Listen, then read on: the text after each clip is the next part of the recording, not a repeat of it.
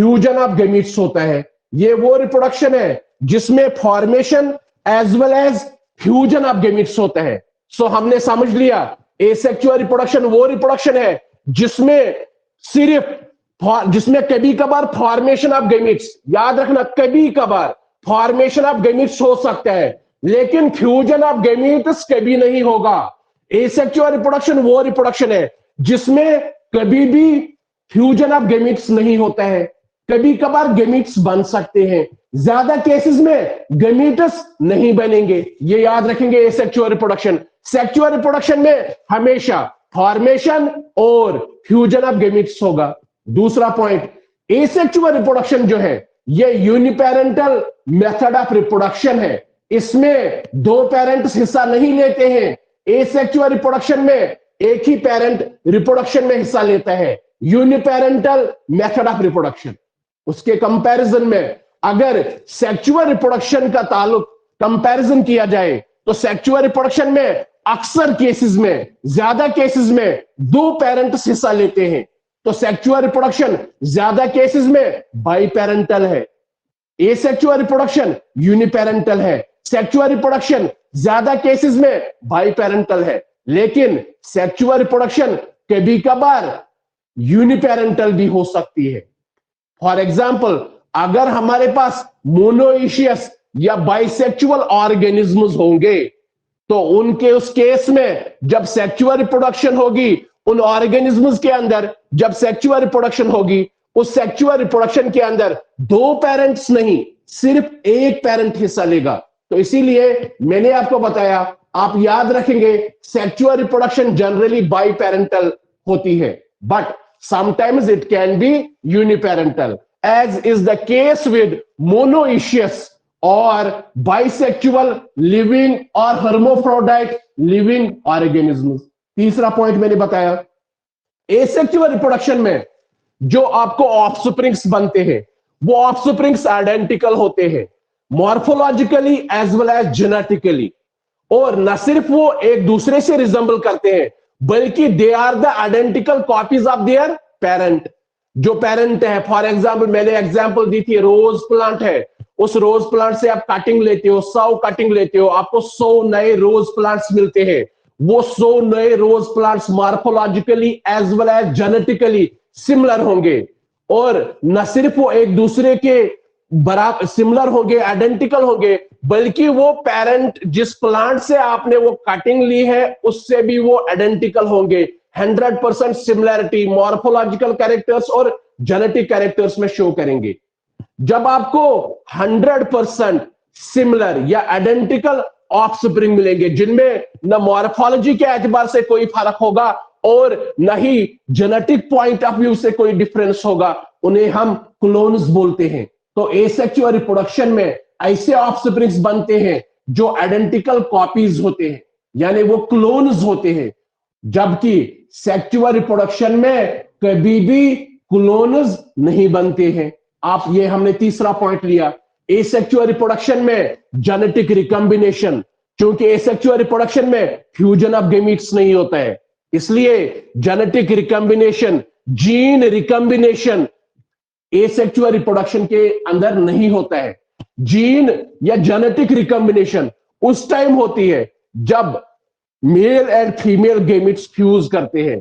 क्योंकि asexual reproduction में fusion of gametes नहीं होता है, तो उसका मतलब है कि यहां पे जेनेटिक रिकॉम्बिनेशन नहीं होती है। सेक्सुअल रिप्रोडक्शन में हमेशा fusion of male and female gamete होता है, उसका मतलब है सेक्सुअल रिप्रोडक्शन में हमेशा जेनेटिक रिकॉम्बिनेशन होता है। मैंने आपको पहले एक्सप्लेन किया हुआ है जेनेटिक रिकॉम्बिनेशन क्या चीज है, मैं इस पे फर्दर एक्सप्लेनेशन नहीं देने वाला हूं, क्योंकि हम ऑलरेडी डिस्कस कर चुके हैं कि जेनेटिक रिकॉम्बिनेशन क्या होता है। जब बेटा एसेक्सुअल रिप्रोडक्शन के अंदर जेनेटिक रिकॉम्बिनेशन नहीं होता है, तो उसका मतलब है वहां पे जेनेटिक वेरिएशन पैदा नहीं होगी। तो हमने बोला सारे जितने भी ऑफस्प्रिंग्स एसेक्सुअल रिप्रोडक्शन में बनते हैं, they are identical copies, they are clones. It means that there is no difference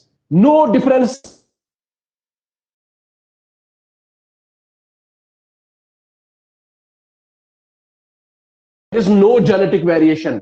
so asexual reproduction में जेनेटिक रिकॉम्बिनेशन है एवोल्यूशन गाड़ी। उस गाड़ी के अंदर टायर है, वो गाड़ी तभी चलेगी जब उस गाड़ी में टायर्स है, और वो टायर्स बने हैं जेनेटिक वेरिएशन। इस एवोल्यूशन गाड़ी के टायर्स बने हैं जेनेटिक वेरिएशन के। क्योंकि हमने देखा एसेक्सुअल रिप्रोडक्शन में न ही जेनेटिक रिकॉम्बिनेशन होती है, न ही जेनेटिक वेरिएशन पैदा होती है। उसका मतलब है एसेक्सुअल रिप्रोडक्शन के दौरान जो ऑफस्प्रिंग्स बनते हैं वो एवोल्यूशन शो नहीं करेंगे, वो इवॉल्व नहीं करेंगे।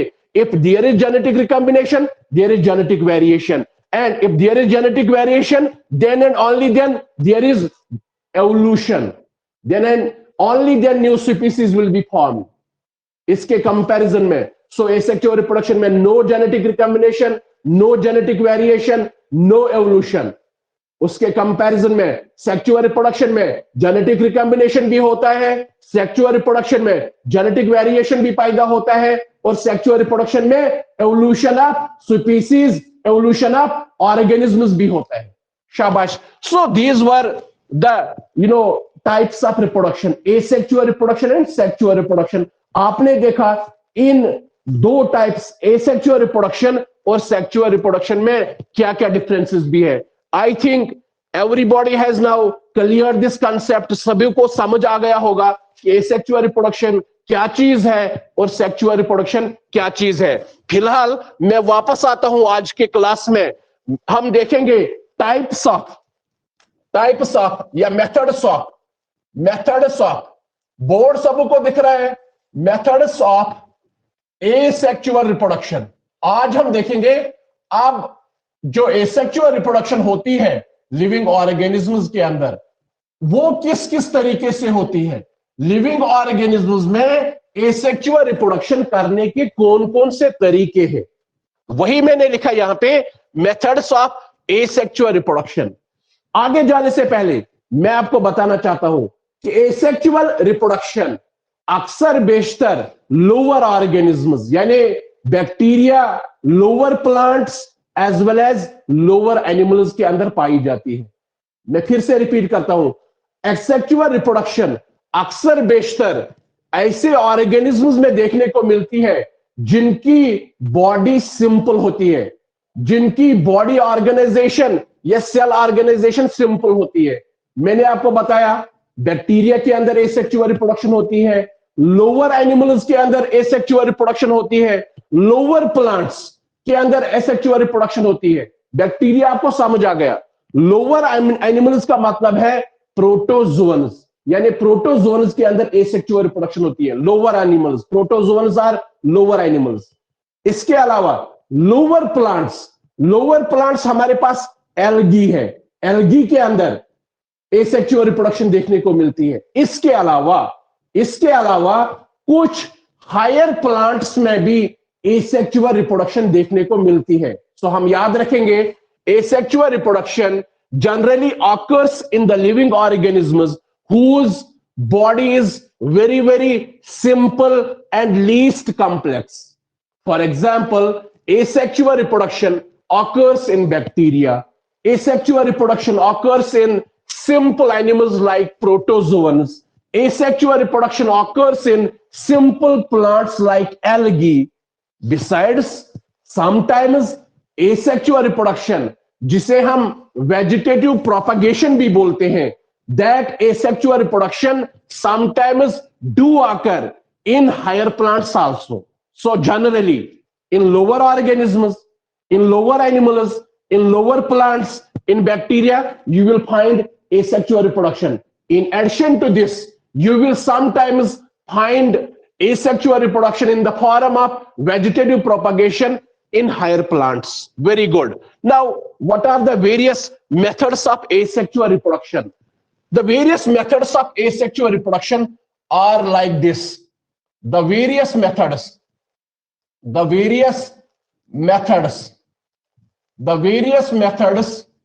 of asexual reproduction.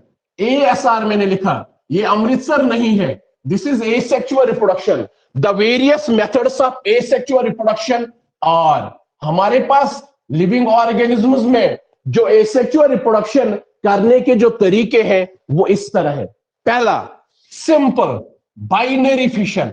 A binary fission is a method of asexual reproduction. हम देखेंगे ये बाइनरी फिशन क्या चीज है और बाइनरी फिशन में एक ऑर्गेनिज्म किस तरह एसेक्सुअल रिप्रोडक्शन करता है। फिलहाल हम याद रखेंगे बाइनरी फिशन एक एसेक्सुअल रिप्रोडक्शन का तरीका है। दूसरा, इसी तरह हमारे पास एक और मेथड है जिसे आप बर्डिंग बोलते हैं।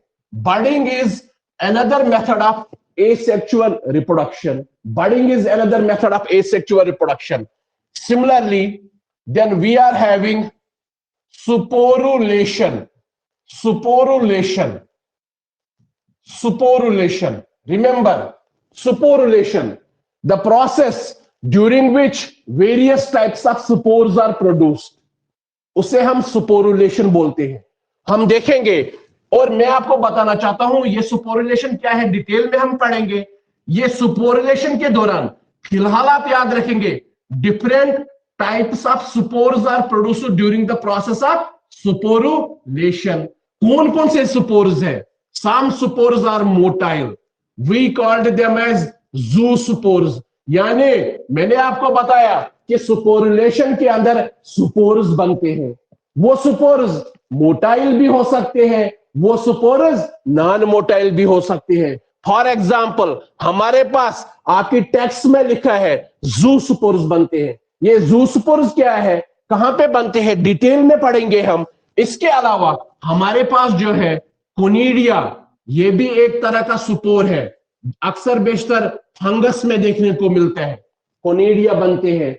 और कभी कभार जो हमारी अम्यूबा जी है, जो हमारी अम्यूबा जी है, जो हमारा अम्यूबा है, उस अम्यूबा के अंदर कभी कभार अनफेवरेबल कंडीशन में स्पोरुलेशन होता है। स्पोरुलेशन होता है, स्पोरुलेशन का मतलब स्पोर्स बनते हैं। उन स्पोर्स को हम बोलते हैं सीडो पोडियो स्पोर्स। अम्यूबा के अंदर जो स्पोर्स बनते हैं एसेक्सुअल रिप्रोडक्शन के दौरान, उन्हें हम सीडो पोडियो स्पोर्स बोलते हैं। सो फिलहाल मैंने बोला कि एसेक्सुअल रिप्रोडक्शन का तरीका एक है बाइनरी फिशन, दूसरा मैंने बोला एसेक्सुअल रिप्रोडक्शन का दूसरा तरीका है बर्डिंग, तीसरा मैंने आपको बोला एसेक्सुअल रिप्रोडक्शन का एक और तरीका है जिसे हम स्पोरुलेशन बोलते हैं। एक और तरीका है हमारे पास चौथा, जिसे हम बोलते हैं गैम्यूल फॉर्मेशन। गैम्यूल फॉर्मेशन ये अक्सर बेशतर एनिमल्स में, उन एनिमल्स को हम बोलते हैं स्पॉन्जेस। ये अक्सर बेशतर एनिमल्स में देखने को मिलता है, उन एनिमल्स को हम बोलते हैं स्पॉन्जेस। फिलहाल आप याद रखिए डिटेल में मैं पढ़ाऊंगा ये गैम्यूल क्या है, गैम्यूल कहां पे बनता है, गैम्यूल किस तरह हमें एसेक्सुअल रिप्रोडक्शन में मदद करता है। शाबाश। इसके अलावा चौथा मैंने लिखा गैम्यूल फॉर्मेशन, पांचवा मैंने लिखा जो है फ्रैगमेंटेशन। कभी कभार फ्रैगमेंटेशन से भी, या मैं इस फ्रैगमेंटेशन को जोड़ूंगा, या चलो सेपरेटली लिखते हैं इसको, फ्रैगमेंटेशन। फ्रैगमेंटेशन वो प्रोसेस जिसके दौरान एक लिविंग ऑर्गेनिज्म के फ्रैगमेंट्स होते हैं, टुकड़े होते हैं, उस प्रोसेस को हम बोलते हैं fragmentation. So binary fission, budding, sporulation, gemmule formation, fragmentation, and sixth I am writing here vegetative propagation. Vegetative propagation. Vegetative propagation. Propagation. Shabash, ye vegetative propagation. Asexual reproduction in higher plants is called as vegetative propagation. Higher plants में जो asexual reproduction होती है उसे आप vegetative propagation बोलते हैं। सो मैं फिर से रिपीट करता हूं, सभी ध्यान रखेंगे, सभी नोट करेंगे। हमारे पास various methods of asexual reproduction available है। लिविंग ऑर्गेनिज्म्स के अंदर different methods of asexual reproduction है, सभी गिने हम। पहला बाइनरी फिशन, दूसरा जो है उसे हम बर्डिंग बोलते हैं, तीसरा जो है उसे हम स्पोरुलेशन बोलते हैं। और इस स्पोरुलेशन प्रोसेस के दौरान डिफरेंट तरह के स्पोर्स बनते हैं। कौन से स्पोर्स बनते हैं? मोटाइल सुपोर्स अगर बनेंगे उनको हम जू सुपोर्स बोलते हैं, नॉन मोटाइल सुपोर्स अगर बनेंगे उनको हम कोनिडिया बोलते हैं। और हमारे पास जो अम्यूबा जी है, उस अम्यूबा के अंदर अनफेवरेबल कंडीशंस में खास तरह के सुपोर्स बनते हैं, उन सुपोर्स को हम सीडोपोडियो सुपोर्स बोलते हैं। इसके अलावा चौथा मेथड जो है उसे हम गेम्यूल फॉर्मेशन बोलते हैं। पांचवा मेथड जो है फ्रैगमेंटेशन है। छठा मेथड जो है vegetative propagation. So in total we are having 6 different methods of asexual reproduction in living organisms, ranging right from binary fission up to the vegetative propagation. Ranging from binary fission up to the vegetative propagation. Now, one by one, we will study all these methods of vegetative reproduction. इसके अलावा ये methods of reproduction किन organisms, किस living organism में पाया जाता है, देखा जाता है, एक एक करके हम इन सभी को पढ़ेंगे। शाबाश। पहला मेथड हम पढ़ेंगे binary fission. Binary fission first method जो हम पढ़ेंगे वो है binary fission. First method that is binary fission. Binary fission, binary fission. शाबाश बेटा, this is the simplest method of asexual reproduction. Binary fission सबसे सिंपलेस्ट मेथड है किसका? एसेक्सुअल रिप्रोडक्शन का। होता क्या है, हमारे पास अगर कोई ऑर्गेनिज्म है, मैं फॉर एग्जांपल मैंने लिया एक ऑर्गेनिज्म जिसमें आउटग्रोथ्स होते हैं, जो एक यूनिसेलुलर ऑर्गेनिज्म है जिसे हम अम्यूबा बोलते हैं। इस अम्यूबा के अंदर न्यूक्लियस है, ये हमारा अम्यूबा है। दिस इज अम्यूबा, ये अम्यूबा है, ये अम्यूबा है। ये अम्यूबा जो है ये यूनिसेलुलर प्रोटोजोअन है, एक सेल का प्रोटोजोअन है। मुझे उधर नहीं जाना है, ये अम्यूबा है। इस अम्यूबा में क्या होता है, ये यूनिसेलुलर है, एक सेल का ऑर्गेनिज्म है। और इस अम्यूबा के अंदर क्या हो जाता है कि इस अम्यूबा का न्यूक्लियस डिवाइड करता है। इस अम्यूबा का न्यूक्लियस डिवाइड करता है। जब न्यूक्लियस डिवाइड करेगा उस प्रोसेस को हम बोलते हैं कैरियोकाइनेसिस। आपने देखा हर किसी सेल डिवीजन में 2 डिवीजन्स होते हैं। एक आपने देखा कि जो है हमारे पास एक डिवीजन ऑफ न्यूक्लियस होता है जिसे आप कैरियोकाइनेसिस बोलते हैं, और division of nucleus is followed by division of cytoplasm, उसे आप साइटोकाइनेसिस होते हैं। बाइनरी फिशन में क्या है कि एक यूनिसेलुलर ऑर्गेनिज्म जो है वो कैरियोकाइनेसिस करता है, उसमें न्यूक्लियस 1 से 2 हो जाते हैं, उसके बाद साइटोकाइनेसिस हो जाती है। यानी जब कैरियोकाइनेसिस प्लस साइटोकाइनेसिस होगा उसका मतलब एक सेल सिंपली डिवाइड करती है। एक सेल, एक पेरेंट जब डिवाइड करेगा और 2 सेल्स बनाएगा, 2 ऑफस्प्रिंग्स बनेंगे। सो बाइनरी फिशन में एक सेल से आपको एक ऑर्गेनिज्म डिवाइड करता है, सिंपली डिवाइड करता है, आपको 2 डॉटर सेल्स मिलते हैं। Those 2 daughter cells they grow and act as new organism. So this is binary fission, the method of asexual reproduction during which a unicellular organism simply undergoes division and leads to the formation of 2 daughter cells, and each cell acts as a new organism. This is binary fission. मैंने देखा मेरे पास एक cell है, ये अम्यूबा है। अम्यूबा के अंदर karyokinesis होती है, यानी जब अम्यूबा के अंदर कैरियोकाइनेसिस होगी, एक सेल के बाद, एक न्यूक्लियस के बाद कितने न्यूक्लियस बनेंगे? शाबाश, 2 न्यूक्लियस बनेंगे। शाबाश। कैरियोकाइनेसिस जब होगा, ये एक न्यूक्लियस, ये दूसरा न्यूक्लियस, ये स्पिंडल फाइबर्स है। ठीक है, आपने देखा ये अम्यूबा थी, कैरियोकाइनेसिस स्टार्ट हो गया, कैरियोकाइनेसिस से 2 न्यूक्लियस बनेंगे। उसके बाद क्या होगा, आप देखिए ये है हमारे पास एक अम्यूबा, इस अम्यूबा के अंदर एक न्यूक्लियस है। जैसे कैरियोकाइनेसिस हो गया उसके बाद क्या होगा, साइटोकाइनेसिस। उसके बाद होगा साइटोकाइनेसिस, साइटोकाइनेसिस होगा, ये दूसरा न्यूक्लियस है। पहले आपने देखा amoeba unicellular and uninucleate. Now amoeba grows in size because it has to undergo binary fission. थोड़ा बहुत अम्यूबा का साइज बढ़ेगा, इसके न्यूक्लियस का भी साइज बढ़ेगा, फिर उसके बाद कैरियोकाइनेसिस होगी, यानी nucleus will divide into two, दो न्यूक्लियस बनेंगे। और जब दो न्यूक्लियस बनेंगे उसके बाद अम्यूबा का जो साइटोप्लाज्म है वो डिवाइड करेगा और अल्टीमेटली आपको कितने अम्यूबा मिलेंगे? आपको दो डॉटर अम्यूबा मिलेंगे। You will get two daughter amoeba.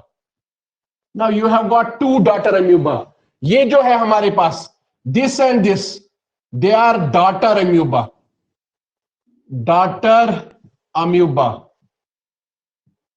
Amoeba, ये दोनों डॉटर अम्यूबा है।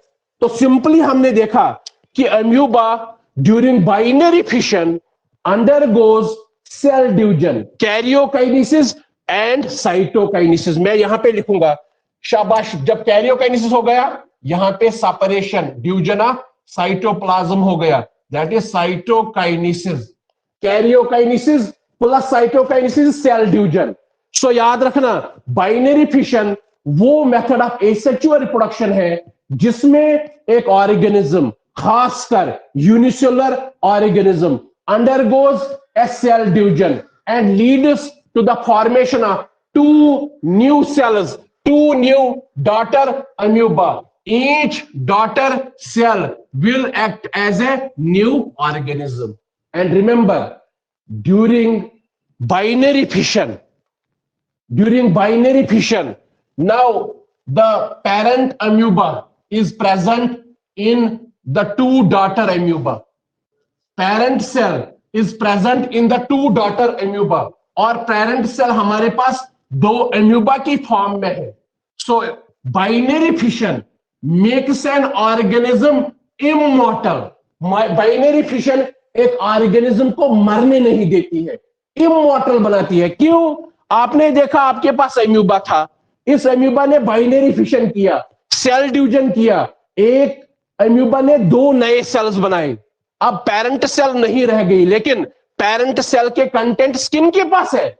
डॉटर सेल्स के पास। इस तरह बाइनरी फिशन एक ऑर्गेनिज्म को इमॉर्टल बना देती है, मरने नहीं देती है, मरने नहीं देती है, क्योंकि उस ऑर्गेनिज्म के कंटेंट्स जो है वो डॉटर ऑफस्प्रिंग या ऑफस्प्रिंग से डॉटर अम्यूबा के पास प्रेजेंट होते हैं। शाबाश। So remember, in binary fission simply a unicellular organism undergoes cell division and gets divided into two offsprings. And remember, each offspring that is formed during binary fission, each are equal in size. वो बराबर size में होते हैं। ये नहीं होता है कि बाइनरी फिशन में एक सेल बड़ी बनेगी दूसरी सेल छोटी बनेगी, नहीं, इक्वल डिवीजन होता है, याद रखेंगे। सो हम यहां पे नोट करेंगे बाइनरी फिशन क्या होता है। मैं यहां पे नोट करूंगा, the method of binary fission is the method of asexual reproduction, ASR मैंने लिखा, ड्यूरिंग विच शाबाश ए unicellular organism, during which a unicellular organism undergoes a simple cell division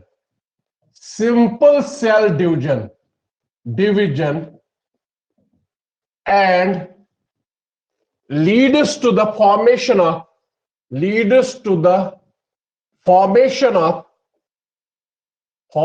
of two daughter cells. How many daughter cells? Two daughter cells, and each daughter cell and each daughter cell acts as a new organism. each daughter cell acts as a new organism. And remember, binary fission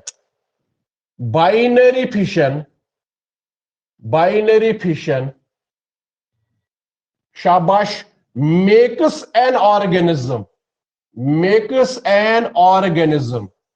Binary fission makes an organism immortal.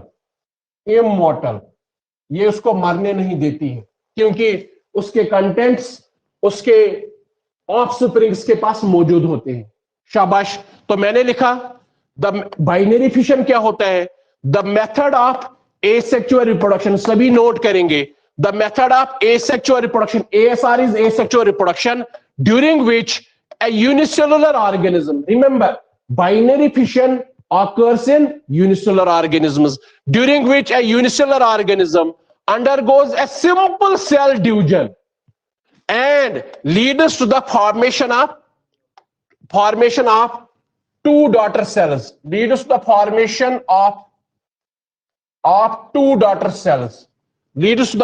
of two daughter cells, and each daughter cell will act as a new organism. Remember, binary fission makes an organism immortal. And remember, in binary fission, when a cell divides, it divides equally. दोनों हिस्से बराबर होंगे, दोनों offsprings का size, दोनों daughter cells का size बराबर होगा, कोई फर्क नहीं होगा। याद रखना। एग्जाम्पल बाइनरी फिशन होता कहां पे है? एग्जाम्पल बाइनरी फिशन जो है, बाइनरी फिशन ऑकर्स इन एक मैंने आपको बताया एग्जाम्पल अम्यूबा के अंदर होता है, यूग्लिना के अंदर बाइनरी फिशन होता है। शाबाश। हमारे पास जो है पैरामीशियम के अंदर बाइनरी फिशन होता है। इसके अलावा बैक्टीरिया के अंदर भी बाइनरी फिशन होता है। याद रखना, बाइनरी फिशन आपके टेक्स्ट ने जो एग्जाम्पल दी है उसने अम्यूबा और पैरामीशियम की बात की है। हमारी एनसीईआरटी टेक्स्ट ने जो है बाइनरी फिशन की जो एग्जाम्पल लिखी है उसने अम्यूबा लिखा है। उसने वहां पे डायग्रामेटिकली जो मैंने आपके सामने डायग्राम बनाई उसने दिखाया है वहां पे कि अम्यूबा कैसे बाइनरी फिशन करती है। ये हमारे पास एक अम्यूबा की सेल है, पेरेंट अम्यूबा है, इसके अंदर एक न्यूक्लियस है। ये पेरेंट अम्यूबा, इसका साइज थोड़ा बहुत बढ़ जाता है क्योंकि सेल डिवीजन से पहले इंटरफेज होता है। अगर आपको सेल डिवीजन याद होगा, सेल डिवीजन में दो फेजेस है, एक इंटरफेज है, एक एम फेज है। इंटरफेज में एस फेज है, शाबाश, ग्रोथ 1 फेज है, G1 फेज है, फिर एस फेज है, फिर G2 फेज है। यानी सेल डिवीजन में जो इंटरफेज है उसमें एक सेल के कंटेंट्स डुप्लीकेट हो जाते हैं, दुगने हो जाते हैं, सेल ऑर्गेनेल्स दुगने हो जाते हैं, डीएनए कंटेंट दुगना हो जाता है। क्यों? क्योंकि उस सेल ने एक डिवाइड करना है, उस सेल ने एक सेल से 2 सेल्स बनाने हैं। हर किसी सेल के अंदर साइटोप्लाज्मिक कंटेंट, डीएनए मटेरियल बराबर होना चाहिए। इसीलिए मैंने आपको बोला हमारे पास पेरेंट अम्यूबा है, इसके अंदर न्यूक्लियस है, इसके अंदर सेल ऑर्गेनेल्स है। ये पेरेंट अम्यूबा, इसका साइज बढ़ेगा। साइज क्यों बढ़ेगा? क्योंकि इसमें जो सेल ऑर्गेनेल्स है वो दुगने हो जाएंगे, उसमें जो डीएनए कंटेंट है वो दुगना हो जाएगा। जब साइज बढ़ेगा उसके बाद डिवीजन ऑफ न्यूक्लियस हो जाएगा, कैरियोकाइनेसिस हो जाएगा। एक न्यूक्लियस से 2 न्यूक्लियस बनने शुरू हो जाएंगे। जब 2 न्यूक्लियस बनेंगे उसके बाद डिवीजन ऑफ साइटोप्लाज्म होगा, यानी साइटोकाइनेसिस होगा। जब साइटोकाइनेसिस कंप्लीट होगा, आपको अब एक पेरेंटल अम्यूबा से 2 डॉटर अम्यूबा बन गए जिनका साइज बराबर है, जो अब एक्ट करेंगे नए ऑफस्प्रिंग्स, नए अम्यूबा एक्ट करेंगे। सो मैं बात कह रहा था हमारे टेक्स्ट के अंदर, एनसीईआरटी टेक्स्ट के अंदर बाइनरी फिशन सेल डिवीजन के कारण होता है। So cell division during binary fission is a method of reproduction, is a method of asexual reproduction. And इसके जो एग्जाम्पल्स हमारे टेक्स्ट में है वो अम्यूबा और पैरामीशियम है। इसके अलावा अम्यूबा और पैरामीशियम के अलावा बाइनरी फिशन यूग्लिना में भी होता है, बाइनरी फिशन बैक्टीरिया में भी होता है। नाउ अगर आप कोई रेफरेंस देखेंगे, ये टेक्स्ट की कहानी थी। अगर आप कोई रेफरेंस बुक देखेंगे, कोई स्टैंडर्ड रेफरेंस बुक देखेंगे, उस स्टैंडर्ड रेफरेंस बुक में बाइनरी फिशन के भी टाइप्स है, बाइनरी फिशन के भी टाइप्स है। उन टाइप्स की बेस है कि वो सेल, वो पेरेंट ऑर्गेनिज्म किस प्लेन में डिवाइड करता है। शाबाश। सो आई विल राइट हियर, आपकी जानकारी के लिए मैं थोड़ा बहुत लिखूंगा यहां पे, आपको दिखाऊंगा कि बाइनरी फिशन के क्या टाइप्स हैं। So there are 3 different types of binary fission. I will write here, binary fission जो है, बाइनरी फिशन जो है इसके 3 टाइप्स है। Binary fission is of 3 types. Binary fission के 3 टाइप्स है, डिपेंडिंग अपॉन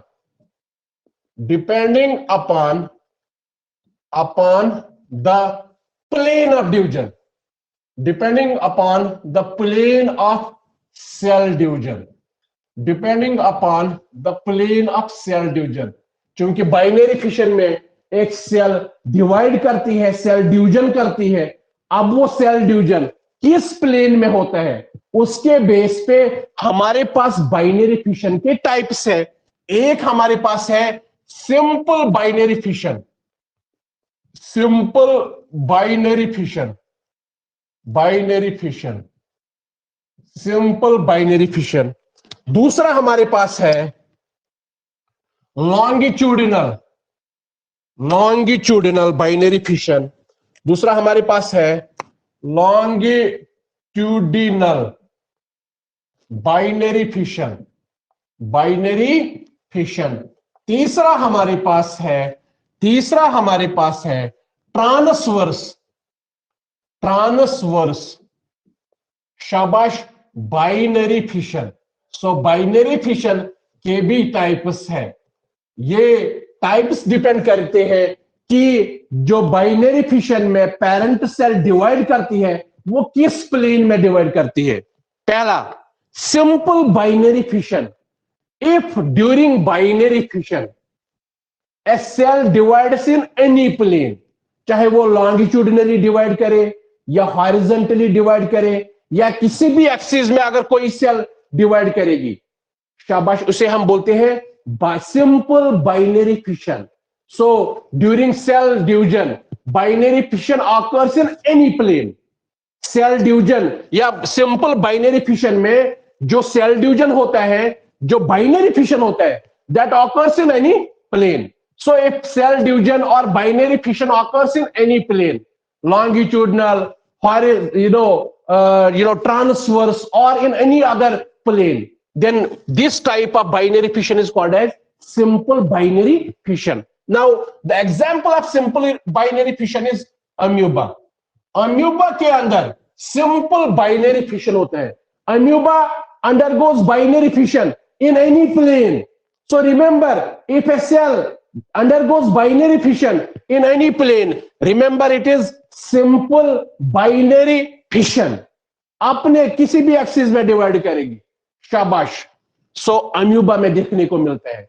उसके बाद longitudinal binary fission. If the binary fission, शाबाश, takes place along the longitudinal axis, मैं यहां पे एक डायग्राम बनाता हूं। हमारे पास, आपको अगर +1 में याद होगा, हमारे पास यूग्लिना है। This is Euglena, this is somehow a diagram of Euglena. Now what happens, this Euglena undergoes binary fission and divides along this axis. This is the longitudinal axis. This is the longitudinal axis. This is the vertical axis.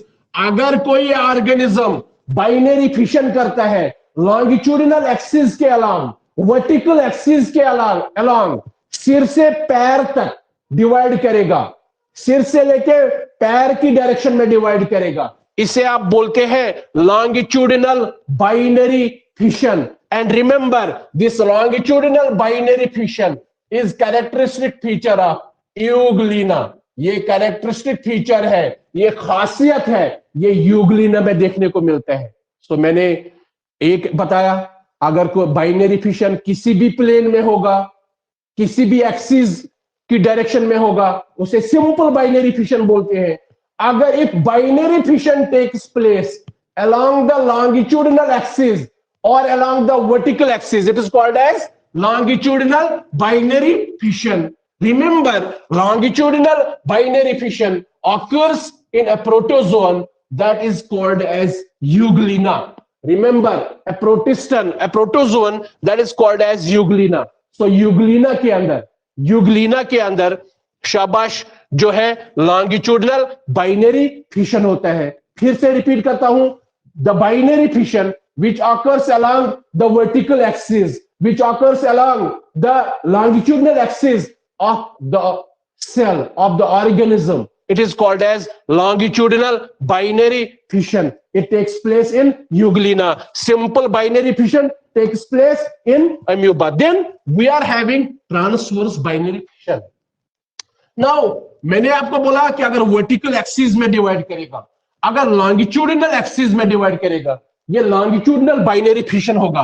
अगर horizontal axis में, अगर transversely divide करेगा, अगर किसी organism में, if in an organism binary fission takes place transversally, if binary fission takes place transversally, it is known as transverse binary fission. Transverse means along the horizontal axis, longitudinal means along the vertical axis. याद रखना, along the vertical axis. If binary fission occurs along the vertical axis, this is called as longitudinal binary fission. And if binary fission occurs along transverse or horizontal axis, I will write here. If binary fission occurs along horizontal axis, अगर binary fission horizontal axis के along होगा, उसे हम transverse binary fission बोलते हैं.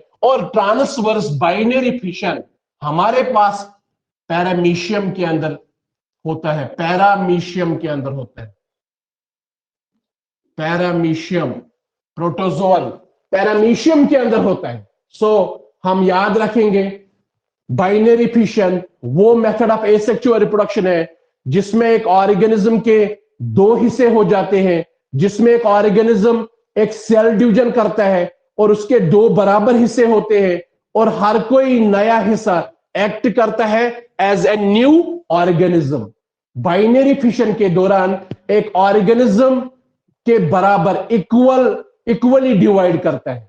तीसरा point, binary fission एक organism को इमॉर्टल कर देती है, मरने नहीं देती है. पेरेंट है, उस पेरेंट के दो टुकड़े हो गए, आधा हिस्सा एक ऑफस्प्रिंग के अंदर और आधा हिस्सा दूसरे ऑफस्प्रिंग. अब जो ये ऑफस्प्रिंग से जब ये भी ग्रो करेंगे, ये भी डिवाइड करेंगे.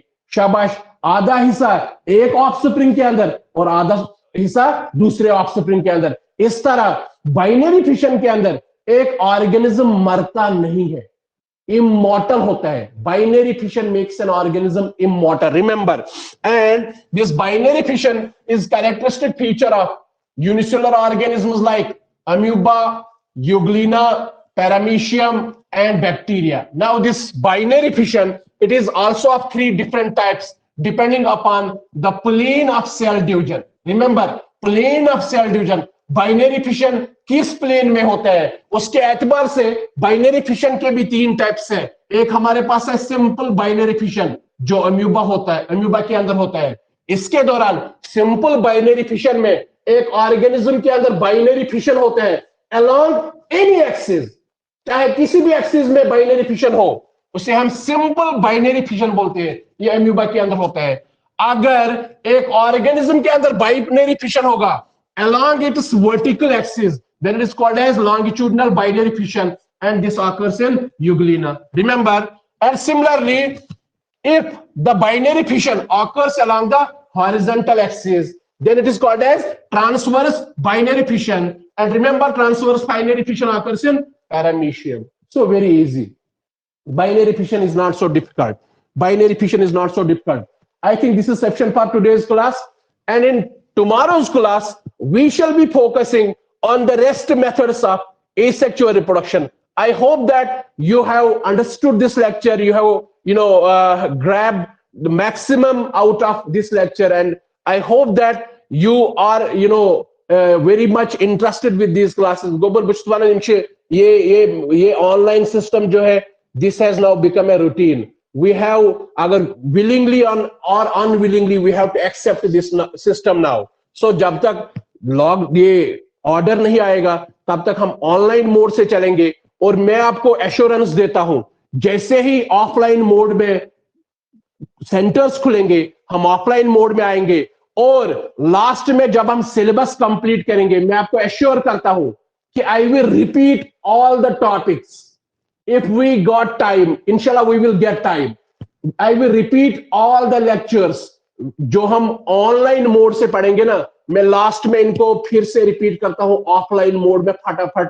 लेकिन फिलहाल अभी पता नहीं है क्या पूरा साल 6 महीने 3 महीने 2 महीने कब तक ये लॉकडाउन रहेगा. सो हम वेट नहीं कर सकते हैं, हमें ऑनलाइन मोड पे आना पड़ेगा. अब आप पे डिपेंड करेगा. अगर आप अच्छे से सुनेंगे, बैठेंगे अपनी जगह पे, तो आपको बेनिफिट हो जाएगा, आपको फायदा हो जाएगा. अगर आप ऐसे ही रहे उधर इधर, तो आपका नुकसान हो जाएगा. सो आपका अगर नुकसान हो जाएगा, वो हमारा भी नुकसान है. हम नहीं चाहते हैं आपका नुकसान. Thank you very much and we will be available tomorrow in next class. Thank you. एक अनाउंसमेंट है कि जोलॉजी सर बीमार है, इम्तियाज साहब बीमार है और शबीर सर भी जो है वो भी आज अवेलेबल नहीं है. आज के लिए सिर्फ केमिस्ट्री और बॉटनी का क्लास हमने किया. कल इंशाल्लाह all the teachers will be available. Imtiaz sir की तबीयत ठीक नहीं है, उसको फीवर कोल्ड हुआ है, तो ठीक है ना. सो और मैं आपको बताना चाहता हूं कि आपको हर बार जब लिंक आती है ना, तो फटाफट उस पर ज्वाइन किया करें. हर बार आपको लिंक आती है. आज सिर्फ 2 ही क्लास है, एक केमिस्ट्री क्लास और बॉटनी क्लास. कल इंशाल्लाह फिजिक्स क्लास भी होगा, शबीर सर लेंगे, और कल इंशाल्लाह जोलॉजी क्लास भी होगा, इम्तियाज सर लेंगे. Thank you very much.